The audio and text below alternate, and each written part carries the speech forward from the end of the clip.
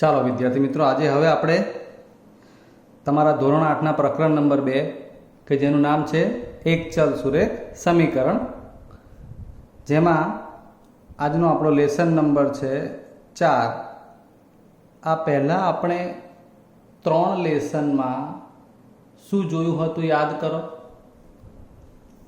તો એમાં આપણે માત્ર ને માત્ર ઉકેલ શોધવાનું જ જોયું છે। ક્લિયર છે?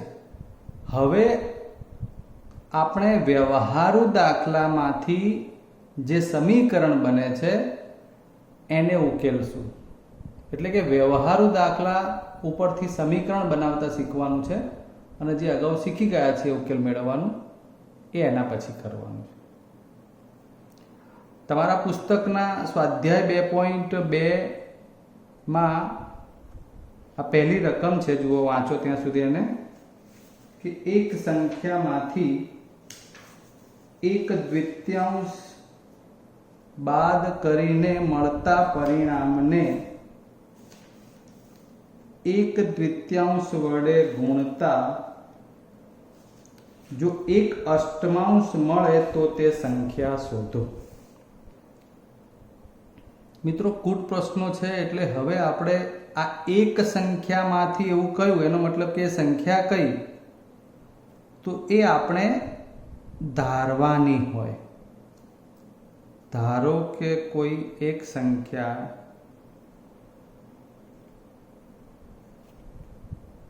જે આપણને શોધવાની છે x છે। ધારો કે કોઈ સંખ્યા x છે। બીજું શું કહ્યું છે કે એમાંથી એક દ્વિતીયાંશ બાદ કરવાના છે। એટલે કે સંખ્યા જે ધારી છે x માંથી એક દ્વિતીયાંશ બાદ કરતા x માઇનસ એક દ્વિતીયાંશ મળે। એક એક બાબતને સમજતા જઈએ। એક સંખ્યામાંથી એક દ્વિતીયાંશ બાદ કરીને મળતા પરિણામ, બરોબર સમજો। એક સંખ્યા x, એમાંથી એક દ્વિતીયાંશ બાદ કર્યા અને જે મળ્યું એ આ પરિણામ। અહીં સુધીનું લખાણ જે છે એનો મતલબ આટલો થાય। ને એક દ્વિતીયાંશ વડે ગુણતા, એનો મતલબ કે x માઇનસ 1/2 ને એક દ્વિતીયાંશ વડે ગુણતા મળતું પરિણામ, એટલે એક દ્વિતીયાંશ કૌંસમાં x માઇનસ એક દ્વિતીયાંશ। શું મળે છે? એક અષ્ટમાંશ મળે। એનો મતલબ કે અહીં આપણે હવે એનામાંથી સમીકરણ બનાવવાનું। તમને પ્રશ્ન થાય કે સાહેબ સમીકરણ આમાંથી કેવી રીતે મળશે? તો આખું વાક્ય ફરીવાર, એક સંખ્યામાંથી, એટલે એને લીધી હતી આપણે x, એક દ્વિતીયાંશ બાદ કરીને મળતા પરિણામ, એટલે ત્યાં સુધીનું લખાણ થયું આ x માઇનસ એક દ્વિતીયાંશ, ને એક દ્વિતીયાંશ વડે ગુણતા। કોને એક દ્વિતીયાંશ વડે? તો કે x માઇનસ 1/2 ને એક દ્વિતીયાંશ વડે આ ગુણ્યું, ને ગુણતા એક અષ્ટમાંશ મળે। એટલે માટે આપણે એવું લખીશું કે શરત અનુસાર એક સંખ્યા x, એમાંથી એક દ્વિતીયાંશ બાદ કરીને મળતું પરિણામ, એને એક દ્વિતીયાંશ વડે ગુણતા કેટલા મળે? એક અષ્ટમાંશ। બરાબર છે? આટલું આ ગુજરાતી લખાણ આપણે સમજ માટે લખ્યું, એટલે સ્ટેપ બન્યા અને એમાંથી શરત પ્રમાણે હવે દાખલો ગણવાનો। આ બરાબર કરીને લખ્યું છે, બરોબર હજુ સમજો। એક દ્વિતીયાંશ વડે ગુણતા જો એક અષ્ટમાંશ મળે, એક અષ્ટમાંશ થાય, એક અષ્ટમાંશ બને, એક અષ્ટમાંશ હોય, આવા બધા શબ્દો વાપર્યા હોય એટલે આપણે એમાં એને બરાબર કરીને લખીએ। મતલબ કે આ વેલ્યુ અને આ વેલ્યુ સરખી થાય, સમતા થાય, એટલા માટે આપણે હવે આમાંથી સમીકરણ બનાવી શક્યા અને હવે ઉકેલીશું। તો 2 અને 8 આપણે તો એ જ કરીએ, લસા વડે ગુણી કાઢીએ એવું હોય તો, બરાબર છે? તો 2 અને 8નો લસા 8, 8 ગુણ્યા એક દ્વિતીયાંશ x માઇનસ 1/2, 8 ગુણ્યા 1 અષ્ટમાંશ, બંને બાજુ 8 વડે ગુણતા માટે અહીં થઈ જશે 2 ચોક 8 એટલે 4 કૌંસમાં x માઇનસ 1/2, અહીંયા 8 8 ઉડી જાય એટલે 1. હવે પાછું એને 4 ને ગુણી કાઢીએ એટલે 4 ગુણ્યા x માઇનસ 4 નો x જોડે ગુણાકાર, 4 નો 1/2 જોડે ગુણાકાર બરાબર 1. આ તો છેદ ઉડી ગયા. 4x માઇનસ 2 બરાબર 1 બરાબર 4x બરાબર, હવે શું થશે? -2 સામે જશે એટલે 1 + 2 4x બરાબર 3 અને માટે x બરાબર 3. હવે આ 4 છેદમાં માટે તે સંખ્યા 3/4 હોય કે બને. સમજણ પડી ગઈ મિત્રો? ક્લિયર? ચલો હવે બીજો દાખલો. હવે બીજો પ્રશ્ન, એક સ્વિમિંગ પુલની પરિમિતિ 154 છે. શું છે? પરિમિતિ 154 મીટર છે. જો તેની લંબાઈ તેની પહોળાઈના બમણાથી 2 વધારે હોય, લંબાઈ તેની પહોળાઈના બમણાથી 2 વધારે હોય તો સ્વિમિંગ પુલની લંબાઈ અને પહોળાઈ શોધો. એટલે સૌથી પહેલા તમને જ્ઞાન હોવું જોઈએ કે પરિમિતિ શું, લંબચોરસ હોય તો એની લંબાઈ અને પહોળાઈ વિશે શું, આ બધી બાબતો જાણતા હોઈએ તો આપણે દાખલો સરળતાથી ગણી શકીએ. તો આવો સૌથી પહેલા આપણે આકૃતિથી સમજીએ.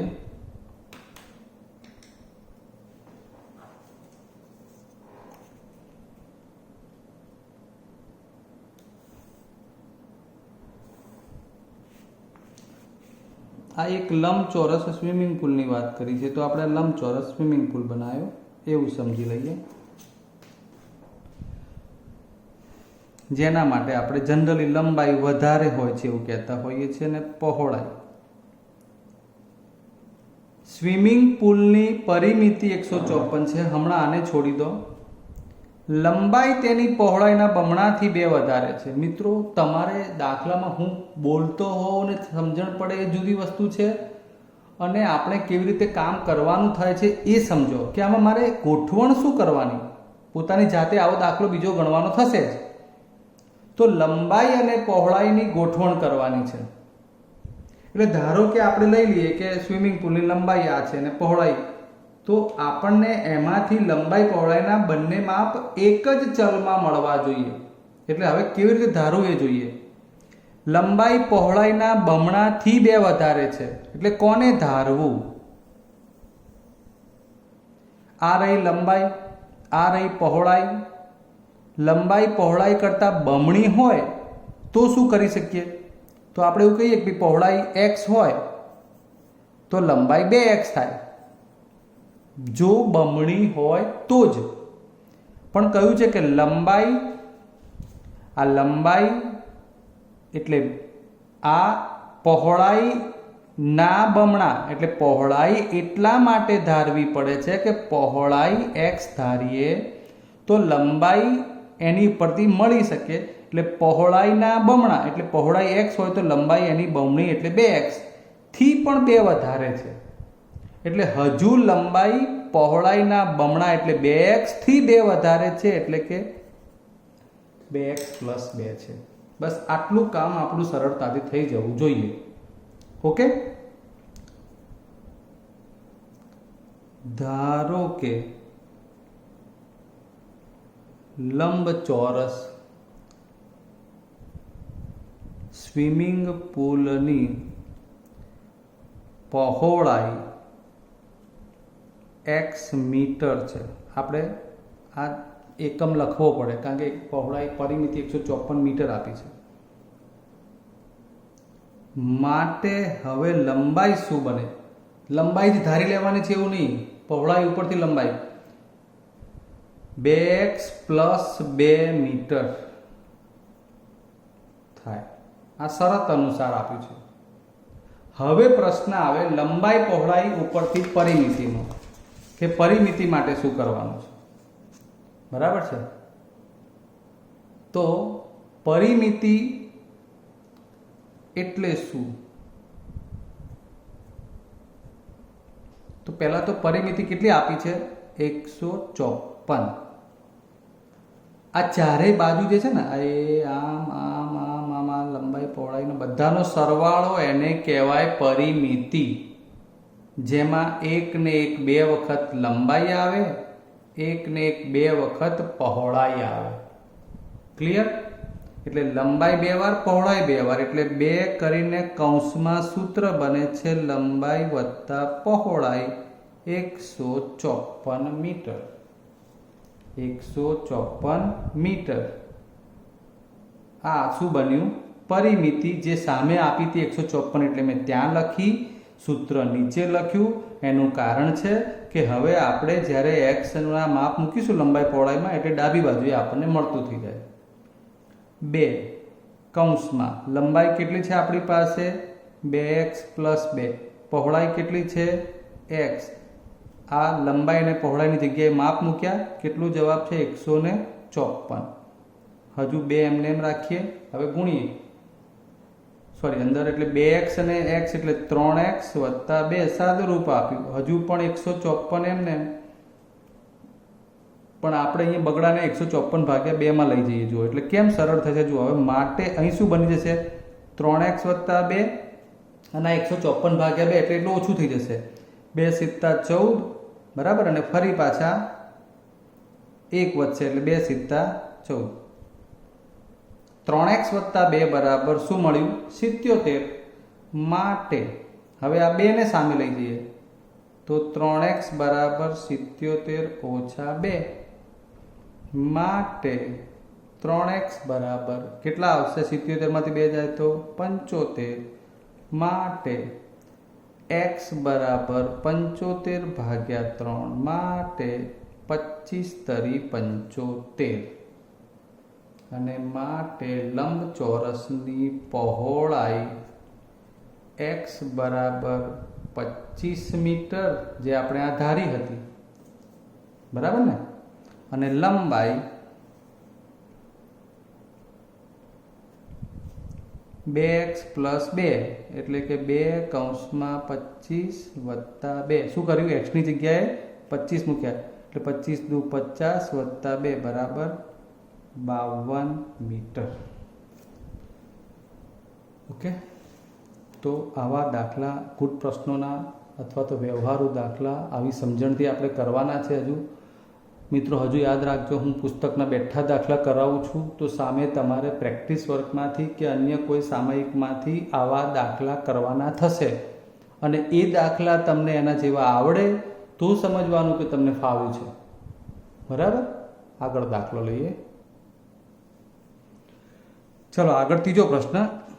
એક સમદ્વિ બાજુ ત્રિકોણના પાયાનું માપ 4/3 સેમી છે. જો ત્રિકોણની પરિમિતિ આટલી હોય તો તે ત્રિકોણની 2 સમાન બાજુની લંબાઈ શોધો. સમદ્વિ બાજુ ત્રિકોણ.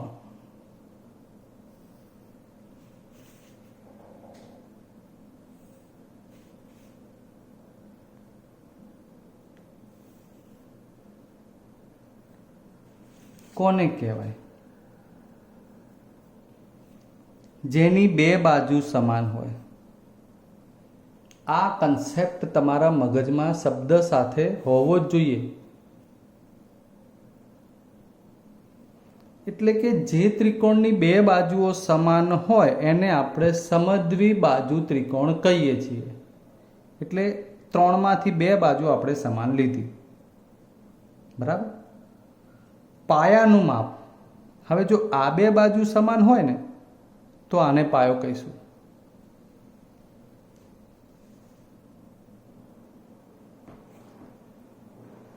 હવે આ પાયો બનતો હોય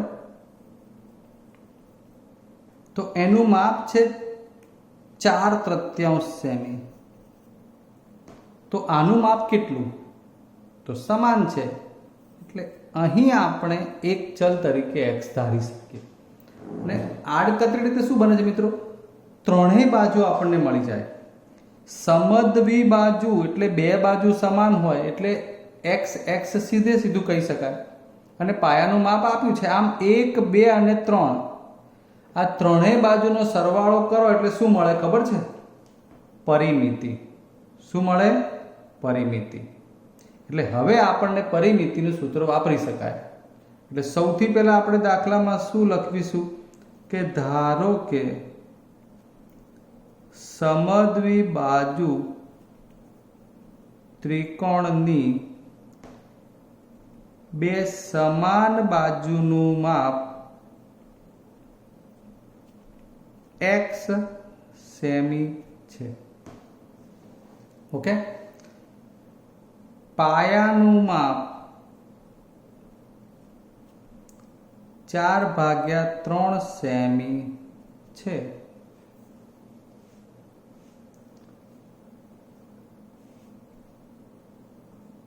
હવે પરિમિતિ કેટલી આપી છે? તો પહેલા પરિમિતિ બરાબર ત્રણેય બાજુના માપનો સરવાળો. બસ તમારે આવું મગજમાં રાખવાનું છે કે આ ત્રણેય બાજુના માપનો સરવાળો એ પરિમિતિ. તો આ પરિમિતિ આપી છે કેટલી? 4.215. 4.2/15. ત્રણ બાજુનો સરવાળો એટલે x વત્તા x વત્તા 4/3. x વત્તા x વત્તા 4/3. એટલે હવે આ અહીંયા મિશ્ર અપૂર્ણાંક છે, એનું સાદુરૂપ આપીએ તો આ 15 ચોક 60, 60 ને 2 62/15. આ આવડવું જોઈએ. x વત્તા x એટલે 2x ભાગ્યા 4/3. ક્લિયર? તમે ચાહો તો અહીં આ દાખલો લસાઅની રીતે પણ ગણી શકો અને ચોકડી ગુણાકાર જેવો આવે છે એમ પણ કરી શકો. જો લસાઅની રીતે કરવો હોય તો આ 3 અને 15ના લસા વડે દરેક પદને ગુણી કાઢો એટલે તમારો જવાબ આપણે જે આગળ ઉકેલ શોધ્યા છે એ પ્રમાણે આવી જાય. બટ થોડું અલગ વિચારવું હોય તો પણ વિચારી શકાય. એટલે આપણે એવું લઈએ કે આ 2x હવે આ 4/3 છે ને એને અહીં લઈ જઈએ તો 62/15 માઇનસ 4/3. સમજ્યા? હવે ફેરવી નાખીએ તો 2x બરાબર 62/15 માઇનસ 4/3. હવે સાદુરૂપ તો બહુ ઇઝી છે. આપણે થોડું અલગ અને બધું આવડે એવું વિચારવું જ પડે. 3 ને 5 વડે અને 4 ને 5 વડે ગુણ્યા. પૂછો કેમ? તો એનું કારણ છે છેદ સરખા કરવા હતા. હજુ આગળ એમને 2x બરાબર 15, 5 તરી 15, 15 તો થઈ ગયા છેદમાં. એટલે હું હવે સીધું લખીશ, તમને થોડો આઈડિયા વધારે આવે આમાંથી. એટલે બરાબર 5 તરી 15 છેદ સરખા કર્યા હતા. છેદ સરખા કરવા હતા માટે અહીંયા 5 વડે ઉપર નીચે ગુણ્યા. 62 માઇનસ 5 ચોક 20. આપણે આવું સીધું લખી શકીએ, ચિંતાનો વિષય નથી. હજુ 2x બરાબર જ લખવું પડશે, ત્યાં x બરાબર નહીં લખી શકીએ. બરાબર 62 માંથી 20 જાય તો 42/15. હવે તમે આ 42/15 આ x ને તમે અહીંથી ચાહો તો છેદમાં લઈ જવા હોય તો આ છેદમાં લખ્યા એટલે અહીંથી આ ઉડી ગયેલા હતા. આ 2 છેદમાં જાય એટલે 1/2 કરીને લખાય અથવા 15 × 2 કરીને પણ લખાય. આપણે આવી આગળ ચર્ચા કરેલી છે. છેદ ઉડાડી દઈએ. 21 7 તરી 5 તરી બરાબર 3 3 ઉડી જાય. x બરાબર 7/5, 5 એકા 5 ને 2 7, 1.2 માટે આ જે સમાન બાજુઓ છે એની લંબાઈ 1.2 સેન્ટીમીટર થાય. ચોથો પ્રશ્ન વાંચો. બે સંખ્યાઓનો સરવાળો 95 છે. એક સંખ્યા બીજી સંખ્યા કરતાં 15 વધારે હોય તો તે સંખ્યાઓ શોધો. ખૂબ જ ઇઝી એક્ઝામ્પલ. એક સંખ્યા બીજી સંખ્યા કરતાં કેવી છે? 15 વધારે છે. તો મતલબ કે એક નાની થઈ ને બીજી મોટી થઈ, બરોબર? એટલે નાની સંખ્યા કરતાં મોટી સંખ્યા 15 વધારે છે એવું આપણે વિચારવાનું. ધારો કે નાની સંખ્યા બરાબર x માટે મોટી સંખ્યા કેટલી થાય? એક સંખ્યા બીજી સંખ્યા કરતાં 15 વધારે છે એટલે મોટી જે છે એ 15 વધારે, x વત્તા 15. ઓકે. હવે બે સંખ્યાનો સરવાળો કેટલો આપ્યો છે? 95. કોણ કોણ બે? આ નાની વત્તા મોટી સંખ્યા, એને આગળ પાછળ સરવાળામાં લખશો એટલે કંઈ વાંધો નહીં. x ને x 2x વત્તા 15 બરાબર 95. 2x બરાબર 95 માઇનસ 15, 2x બરાબર 80, x બરાબર 80 ભાગ્યા 2 અને માટે x બરાબર 40. એટલે માટે નાની સંખ્યા જેને આપણે x કહી છે જે 40 અને મોટી સંખ્યા જે 15 વધારે છે 40 વત્તા 15 એટલે 55. બરાબર? સમજી ગયા? તો આ પ્રમાણે તમારે દાખલા ગણતા રહેવાનું. ચલો હવે આપણે પહેલા છઠ્ઠો પ્રશ્ન જોઈશું. પાંચમો પછી જોઈએ. જો 3 ક્રમિક પૂર્ણાંક સંખ્યાઓનો સરવાળો 51 હોય તો તે સંખ્યાઓ શોધો. ક્રમિક પૂર્ણાંક સંખ્યાઓ કઈ છે? તમે જાણો છો કે આ 1 2 3 4 5 આ બધી ક્રમિક પૂર્ણાંક સંખ્યા છે. આપણે આને ધન પૂર્ણાંક માટે વિચારવાનું છે. બરાબર છે? આ ક્રમિક પૂર્ણાંક સંખ્યાઓનો સરવાળો જે બી થતો હોય, પણ આપણે પૂર્ણાંક સંખ્યાને x સ્વરૂપમાં ધારવી હોય તો કેવી રીતે ધારવી જોઈએ એની વાત ચાલે છે. બરાબર છે?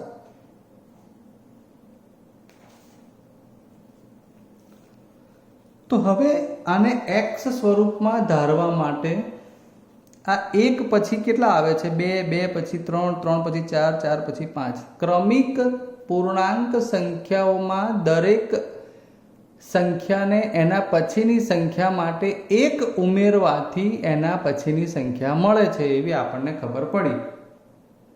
તો હવે વિચારો જોઈએ કે માનો 1 માં 1 ઉમેરું છું તો 2 મળે છે, 2 માં 1 ઉમેરું તો 3. આ તો તમે જાણો છો. એટલે આપણી મૂળ બાબત શું થઈ છે કે 1 1 ઉમેરતા જવાનું એમ સંખ્યાઓનો ક્રમ બને. 1 1 ઉમેરતા જાઓ એમ સંખ્યાઓનો ક્રમ બને. પણ શેમાં? એટલે તમારે જે સંખ્યા શોધવી છે એમાં, અર્થાત આપણે ધારવું પડે કે પહેલી સંખ્યામાંનો x હોય તો બીજી, એટલે એમાં 1 ઉમેરો છો એટલે બને છે, તો બીજી 1 ઉમેરવાથી બનતી હોય તો બીજી કઈ બને? x plus 1. હજુ આગળ જાઓ તો x પ્લસ 2. જેટલી પણ કહી હોય એટલી તમારે આગળ 1 1 ઉમેરતા જવાનું. એટલે એમાંથી ક્રમિક સંખ્યાઓ બને. આ યાદ રાખજો. ક્રમિક સંખ્યાઓની વાત આવે એટલે પહેલી સંખ્યા x લેતા હોય તો એના પછી x પ્લસ 1, પછી x પ્લસ 2, x પ્લસ 3 એમ ક્રમિક નંબર પ્રમાણે મળશે. સમજી ગયા વાતને? તો એ ક્રમિક સંખ્યાઓ તમને એ રીતે મળતી હોય છે.